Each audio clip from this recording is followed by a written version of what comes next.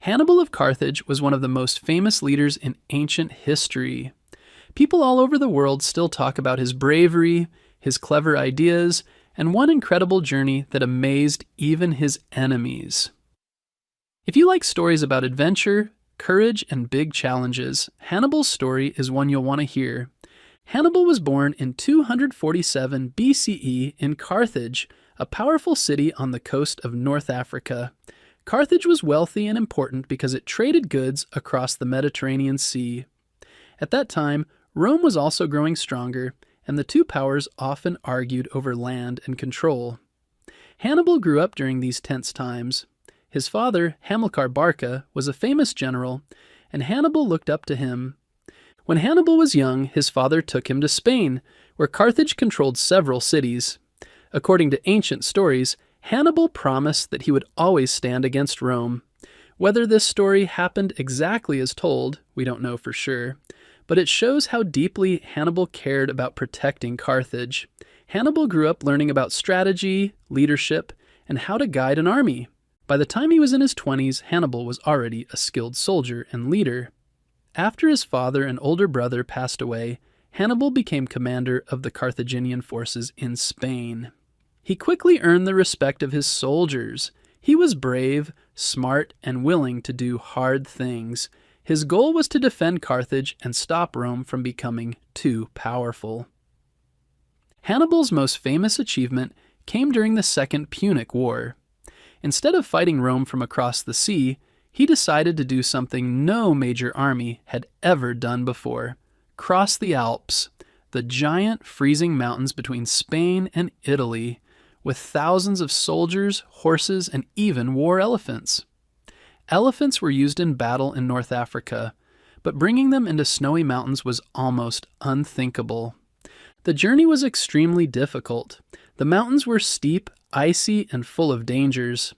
The army faced freezing temperatures, rock slides, and narrow paths that hardly had room for the soldiers to march.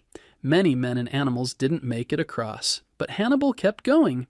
He encouraged his soldiers, made tough decisions, and found ways to guide them safely through the harshest parts of the mountains.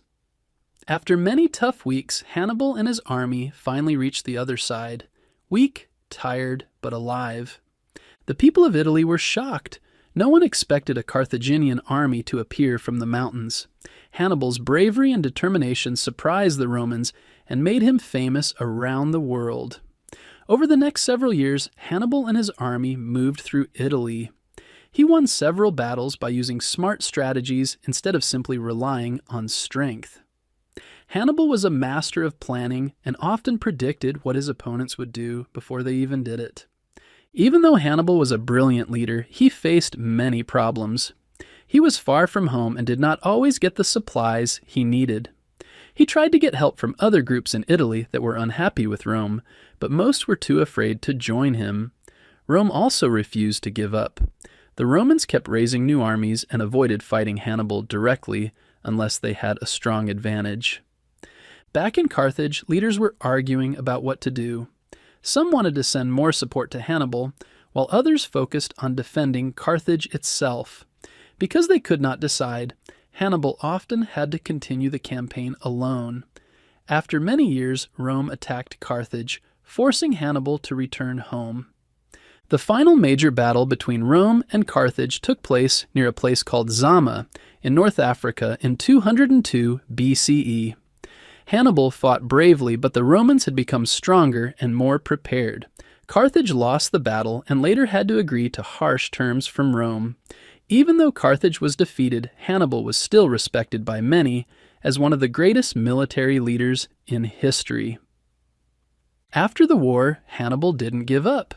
He worked to improve Carthage and helped the city recover. He became a government leader and tried to make new laws that would help citizens and strengthen trade. However, Rome still saw him as a threat. They pressured Carthage to hand him over. To avoid putting his home in danger, Hannibal chose to leave the city he loved. For many years afterward, Hannibal traveled to different kingdoms, offering advice and sharing his knowledge of strategy. Kings welcomed him because they knew he was a brilliant thinker. Even though he could no longer fight Rome directly, he continued to help others, and remained loyal to the idea of protecting his homeland. Hannibal died around 183 BCE, far from Carthage, but his story lived on. Rome itself respected him greatly, and Roman generals studied his tactics for hundreds of years. They admired his courage, his creativity, and his ability to lead people through almost impossible challenges.